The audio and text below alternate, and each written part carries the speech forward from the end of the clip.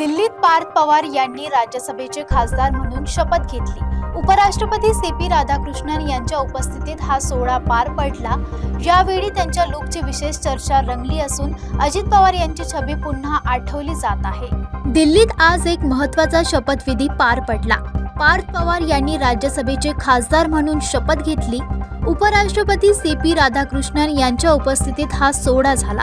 यावेळी त्यांच्यासोबत सुनेत्रा पवार, सुनील तटकरे आणि प्रफुल्ल पटेल उपस्थित होते। पार्थ पवार यांनी इंग्रजीत शपथ घेतली। विशेष म्हणजे त्यांच्या लुकची सगळीकडे चर्चा होत आहे। अजित पवार स्टाईलमध्ये गुलाबी जॅकेट आणि चष्मा परिधान केल्यामुळे अजित पवार यांची आठवण लोकांना झाली। हा पहिलाच प्रवेश असल्याने त्यांच्याकडून मोठ्या अपेक्षा आहेत। महाराष्ट्राचं प्रतिनिधित्व आता देश पातळीवर अधिक मजबूत होईल अशी चर्चा राजकीय वर्तुळात सुरू आहे। पार्थ पवार यांच्या या नव्या प्रवासाकडे सर्वांचे लक्ष लागले आहे।